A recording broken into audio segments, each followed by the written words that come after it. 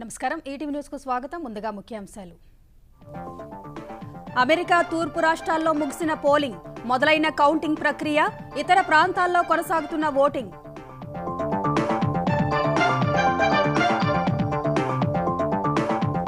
వందేళ్లలో ఎన్నడూ లేనంతగా అమెరికా అధ్యక్ష ఎన్నికల్లో ఓటింగ్ పోలింగ్ కేంద్రాలకు పోటెత్తిన ఓటర్లు విజయంపై ధీమాగా ఉన్న ట్రంప్ బైడెన్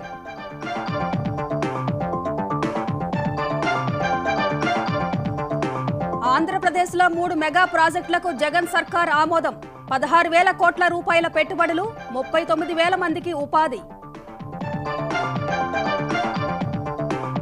సాగు చట్టాలకు వ్యతిరేకంగా కేసీఆర్ తీర్మానం చేయాలని మాణికం డిమాండ్ ఈడీ సీబీఐకి ముఖ్యమంత్రి భయపడుతున్నారని వ్యాఖ్య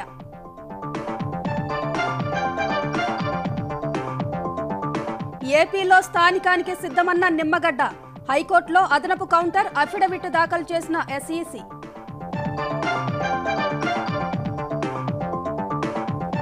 నేతలపై కేసుల విచారణలో మార్గదర్శకాలు జారీ చేయాలన్న amicus curiae Madras high court committee సందేహాలపైన సుప్రీంకు వివరణ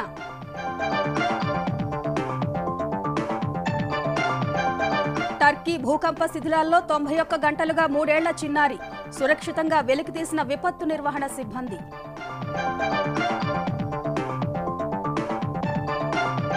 ఐపీఎల్ ప్లే ఆఫ్స్ లో సన్ రైజర్స్ చివరి లీగ్ మ్యాచ్ లో ముంబైపై ఘన విజయం 3వ స్థానానికి Hyderabad 6న బెంగళూరుతో eliminator match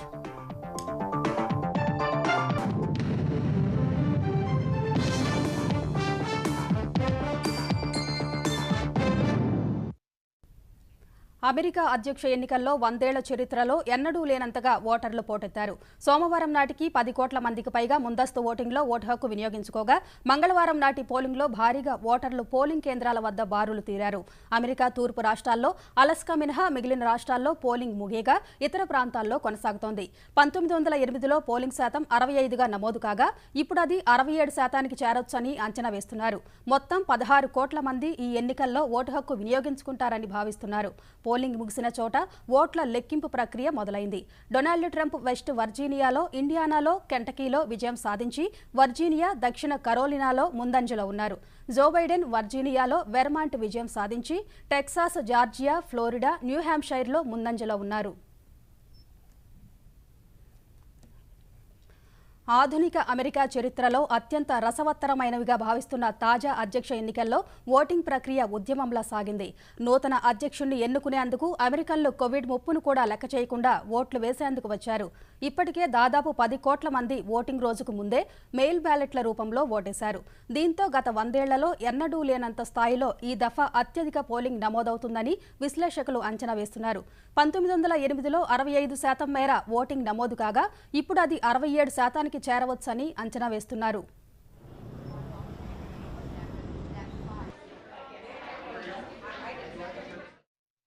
Virginia New York New Jersey రాష్ట్రాల్లో స్థానిక కాలమానం ప్రకారం మంగళవారం ఉదయం 6 గంటలకే పోలింగ్ ప్రారంభమైంది కాలిఫోర్నియాలో ఉదయం 7 గంటలకు పోలింగ్ మొదలైంది చాలా రాష్ట్రాల్లో పోలింగ్ కేంద్రాల వద్ద ఓటర్లు బారులు తీరి మరీ ఓటు హక్కు వినియోగించుకున్నారు అమెరికా తూర్పు రాష్ట్రాల్లో చాలా వరకు ఓటింగ్ ప్రక్రియ ముగియగా కౌంటింగ్ మొదలుపెట్టారు ఈ ఎన్నికల్లో ఎక్కువగా అమెరికా ఆర్థిక పరిస్థితిని దృష్టిలో పెట్టుకుని ఓటర్లు ఓటు వేసినట్లు తెలుస్తోంది ఎలాగైనా ఓటు వేయాలని నిశ్చయించుకున్న ఓటర్లు గంటల కొద్దీ ప్రయాణం చేసి మరీ వచ్చి ఓటు వేసి వెళ్లారు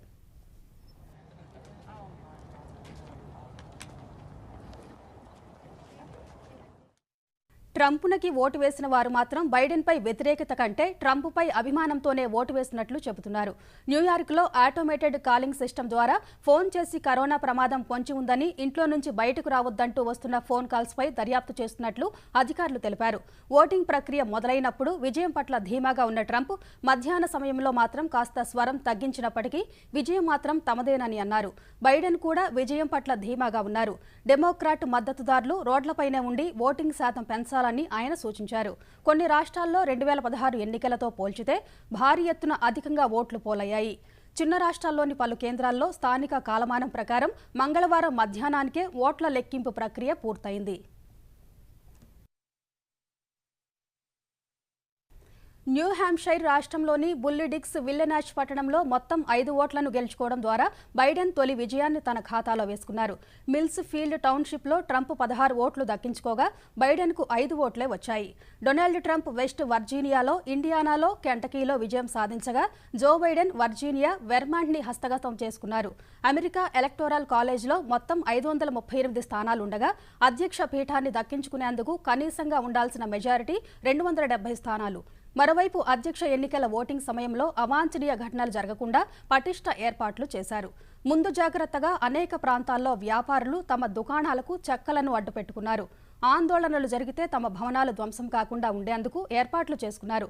వైట్ హౌస్ వద్ద కూడా భద్రత కట్టుదిట్టం చేశారు. అల్లర్లు చెలరేగితే అణచివేసేందుకు నేషనల్ గార్డ్స్కు చెందిన 600 బృందాలను మోహరించారు.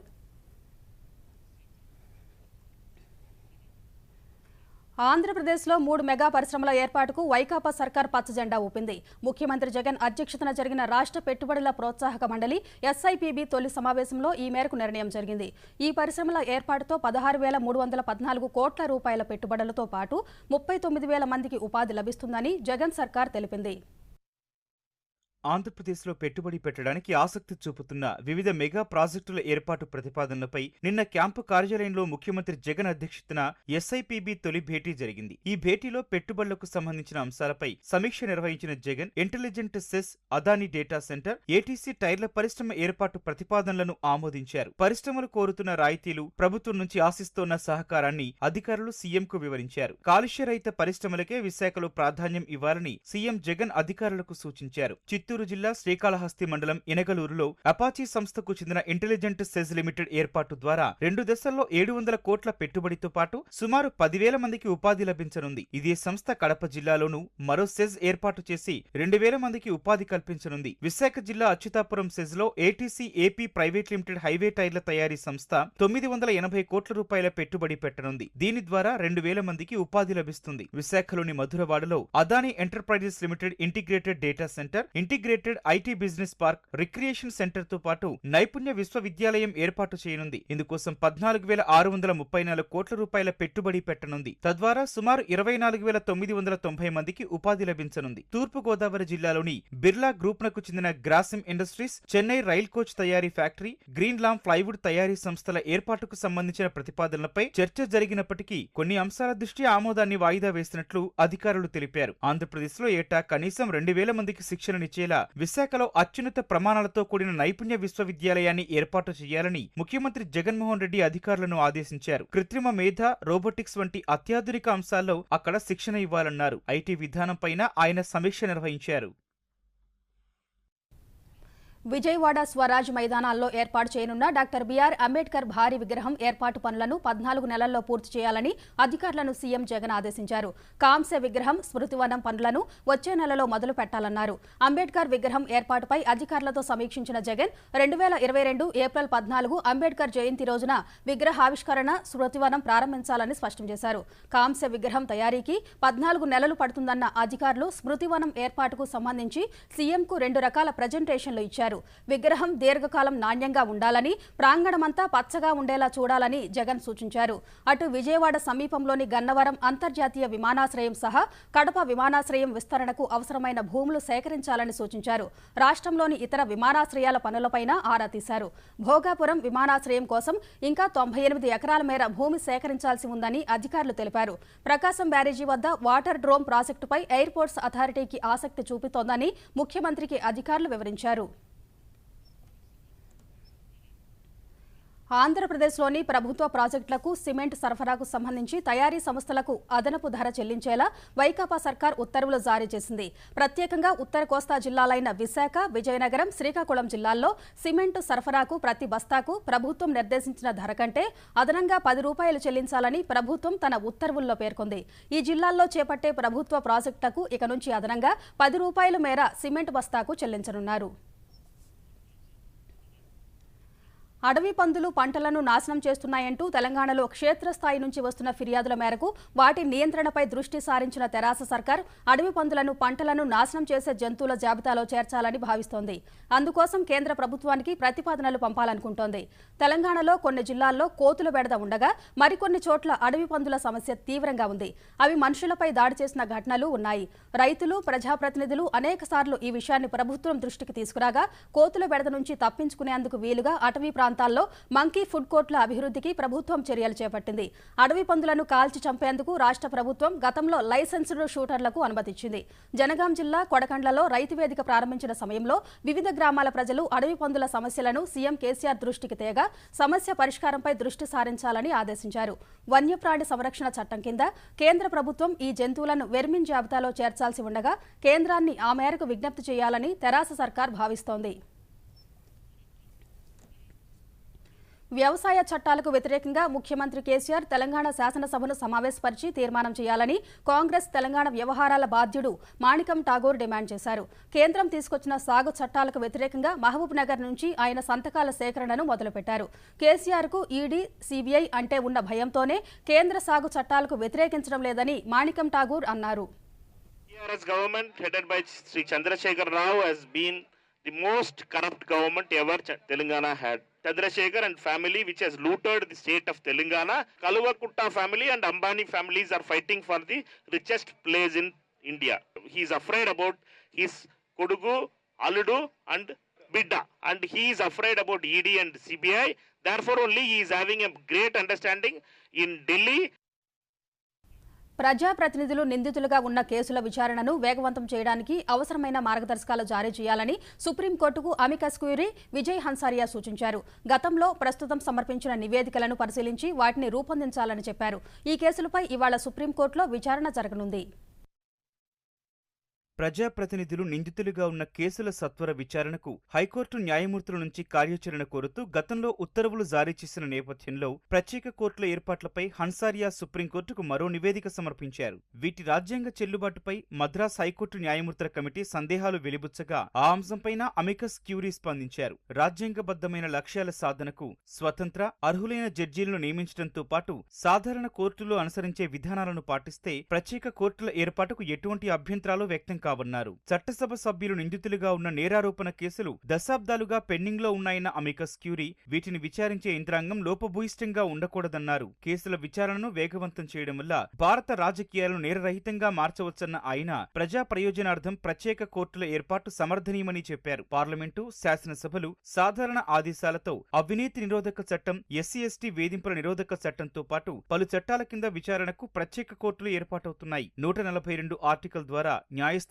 ఏర్పాటుకు సుప్రీంకోర్టు ఇచ్చిన ఆదేశాలు రాజ్యాంగ విరుద్ధం కాబోవని హన్సారియా తన నివేదికలో పేర్కొన్నారు. ప్రత్యేక కోర్టుల న్యాయమూర్తుల పేర్లను హైకోర్టులు పంపించాయి. సాధారణ పరిస్థితుల్లో వారు ఆ హోదాలో 2 ఏళ్ల పాటు కొనసాగుతారు. అవసరమైనప్పుడు అదనపు కోర్టులు ఏర్పాటు చేసే స్వేచ్ఛ హైకోర్టుకు ఉంది. ప్రత్యేక కోర్టులకు నోడల్ అధికారిగా డీఎస్పీ హోదాకు తగ్గని అధికారిని నియమించేందుకు కేంద్ర రాష్ట్ర ప్రభుత్వాలను ఆదేశించాలి. వీడియో కాన్ఫరెన్స్ ద్వారా విచారణకు పలు హైకోర్టులు నిబంధనలు రూపొందించాయి. ఇప్పటి వరకు నిబంధనలు రూపొందించుకోని హైకోర్టులు సుప్రీంకోర్టు పంపిన వీసీ కమిటీ నిబంధనలు స్వీకరించాలని నివేదికలో తెలిపారు. హైకోర్టుల నివేదికల ప్రకారం పరిమిత అవసరాలకు వీసీ సౌకర్యాలున్నాయి. అన్ని కోర్టుల్లో పూర్తిస్థాయి వీసీ సదుపాయాలకి అవసరమైన నిధులివ్వాలని కేంద్ర ప్రభుత్వాన్ని ఆదేశించాలి. కేంద్రం నిధులిస్తే రాష్ట్రాల వాటా అంశాన్ని పరిశీలించవచ్చని పేర్కొన్నారు. తెలంగాణలో మరో 2 ప్రత్యేక న్యాయస్థానాల ఏర్పాటుకు ప్రతిపాదించినట్లు అమికస్ క్యూరీ తన నివేదికలో చెప్పారు. ఎమ్మెల్యేలు, ఎంపీలపై ఉన్న క్రిమినల్ కేసుల విచారణ ఏడాదిలో పూర్తి కావాలన్న 2015 నాటి సుప్రీంకోర్టు తీర్పు అమలు కాకపోవడాన్ని సవాల్ చేస్తూ దాఖలు చేసిన ప్రజా ప్రయోజన వ్యాజ్యంపై justice NV Ramana, justice Suryakant, justice ఆస్టిస్ హషికేష్ రాయ్లతో కూడిన ధర్మాసనం విచారణ జరుపుతోంది. ఆంధ్రప్రదేశ్లో స్థానిక ఎన్నికల నిర్వహణకు సిద్ధంగా ఉన్నట్టు ఏపీ రాష్ట్ర ఎన్నికల కమిషనర్ నిమ్మగడ్డ రమేష్ కుమార్ స్పష్టం చేశారు. ఈ మేరకు హైకోర్టులో అదనపు కౌంటర్ అఫిడవిట్ దాఖలు చేశారు. రాష్ట్రంలో బ్యాలెట్ బాక్సుల కొరత ఉందని, దక్షిణాది రాష్ట్రాల నుంచి తెచ్చుకునే అవకాశాన్ని పరిశీలించినా ఫలప్రదం కాలేదన్నారు. వాటి లభ్యత ఆధారంగా వివిధ దశల్లో ఎన్నికల నిర్వహణకు షెడ్యూల్ విడుదల చేస్తామని కోర్టుకు తెలిపారు.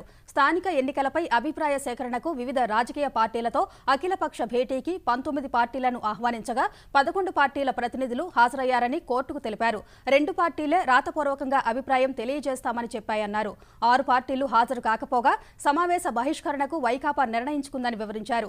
మార్చిలో ఇచ్చిన ఎన్నికల ప్రకటన ఆధారంగా నిర్వహించిన ఎన్నికల్లో హింసాత్మక ఘటనలు చోటు చేసుకున్న ప్రాంతాల్లో ఎన్నికల రద్దుకు అఖిలపక్ష సమావేశంలో ఏకాభిప్రాయం వ్యక్తమైందని ఎస్ఈసీ తన కౌంటర్ అఫిడవిట్లో తెలిపారు. ఎస్ఈసీకి అవసరమైన వనరులు సమకూర్చాలని, ఎన్నికల కమిషన్కు భద్రత పెంచాలని తన అఫిడవిట్లో రమేష్ కుమార్ కోరారు. తొలి దశ ఎన్నికల ప్రక్రియ అనుభవాల దృష్ట్యా ఎస్ఈసీ ఆందోళనలో ఉందన్నారు. గతంలో తప్పు చేసిన ఉన్నతాధికారులపై చర్యలకు సిఫారసు చేసినా ప్రభుత్వం చర్యలు చేపట్టలేదన్నారు. కరోనా కూడా అదుపులోనే ఉందని కోర్టుకు ఎస్ఈసీ తెలిపారు.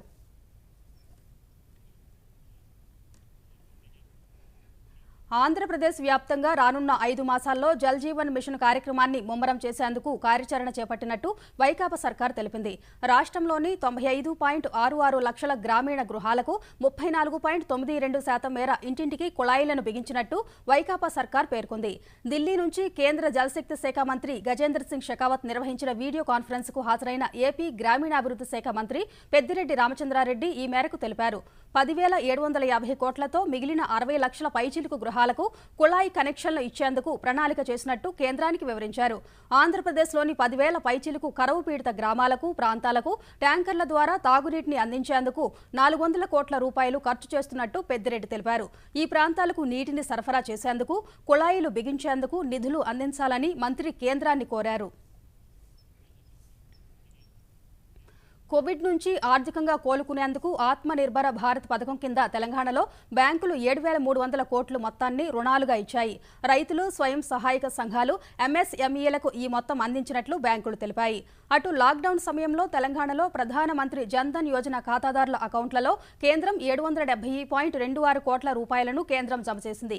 కోవిడ్ కారణంగా జనం ఇళ్లకే పరిమితమైన వేళ ఆర్థికంగా పేదలను ఆదుకునేందుకు దేశవ్యాప్తంగా పీఎంజేవై ఖాతాదారులకు 3 నెలల పాటు ప్రతి నెల 500 లెక్కన ఏప్రిల్, మే, జూన్ నెలల్లో జమ చేసింది. తెలంగాణలోని 50.83 లక్షల జన్ధన్ ఖాతాలకు జమ చేసినట్లు బ్యాంకర్లు తెలిపారు. భారీ భూకంపం ధాటికి చిగురుటాగులా వణిగిన టర్కీ నగరం ఇజ్మీర్లో 91 గంటల తర్వాత భవనాల శిథిలాల నుంచి 3 ఏళ్ల చిన్నారి మృత్యుంజయుడై బయటపడ్డాడు. భూకంపం వచ్చిన సమయంలో తల్లితో పాటు శిథిలాల్లో కూరుకుపోయిన గెజ్గిన్ను మంగళవారం నాడు విపత్తు నిర్వహణ సిబ్బంది శిథిలాల నుంచి వస్తున్న ఏడుపు విని సురక్షితంగా వెలికితీసింది. గెజ్గిన్ తల్లి మాత్రం ప్రాణాలు కోల్పోయింది. భూకంప సమయంలో గెజ్గిన్ తండ్రి, ఆమె సోదరుడు ఇంట్లో లేకపోవడంతో వాళ్లు ప్రాణాపాయం నుంచి బయటపడ్డారు. గెజ్గిన్ను కాపాడిన విపత్తు నిర్వహణ సిబ్బంది తీవ్ర భావోద్వేగానికి లోనయ్యారు. అటు టర్కీ భూకంపంలో మృతి చెందిన వారి సంఖ్య 107కు పెరిగింది.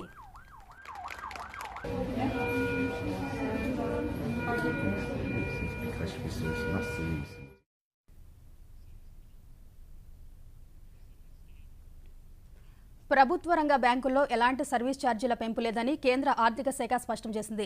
బ్యాంకు ఖాతాలో నెలవారీ నగదు డిపాజిటర్ లావాదేవీల్లో చేసిన మార్పులు ఉపసంహరించుకోవాలని బ్యాంక్ ఆఫ్ బరోడా నిర్ణయించినప్పటికీ కేంద్ర ఆర్థిక శాఖ ఈ ప్రకటన చేసింది. నెలవారీ ఉచిత నగదు డిపాజిట్ ఉపసంహరణకు సంబంధించి బ్యాంక్ ఆఫ్ బరోడా నవంబర్ 1 నుంచి పలు మార్పులు చేసింది. ఈ మార్పులతో ఇంతకుముందు ఉచిత నగదు డిపాజిట్ విత్డ్రాల పరిమితి 5 లావాదేవీల వరకు ఉండగా ఇప్పుడు ఆ పరిమితిని 3కు తగ్గించింది. అయితే పరిమితికి మించి జారీ చేసిన లావాదేవీలకు ఛార్జీల్లో మాత్రం ఎలాంటి మార్పులు లేవని స్పష్టం చేసింది. ఆర్బీఐ మార్గదర్శకాల ప్రకారం ప్రభుత్వ రంగ బ్యాంకులతో సహా అన్ని బ్యాంకులు పారదర్శకంగా సర్వీస్ ఛార్జీలు వసూలు చేసేందుకు అనుమతి ఉందని ఆర్థిక శాఖ తెలిపింది. అయినప్పటికీ కరోనా పరిస్థితులను దృష్టిలో ఉంచుకుని ప్రభుత్వ రంగ బ్యాంకులన్నీ సమీప భవిష్యత్తులో ఛార్జీల పెంపును ప్రతిపాదించొద్దని సమాచారం ఇచ్చినట్లు ఆర్థిక శాఖ తెలిపింది. బీహార్ ఎన్నికల ప్రచారంలో పాల్గొన్న సీఎం నితీష్ కుమార్ కు చేదు అనుభవం ఎదురైంది.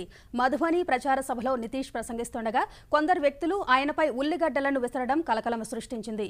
3వ విడత ఎన్నికల ప్రచారంలో భాగంగా నితీష్ మంగళవారం మధుబనిలోని హర్లాకి ర్యాలీకి హాజరయ్యారు.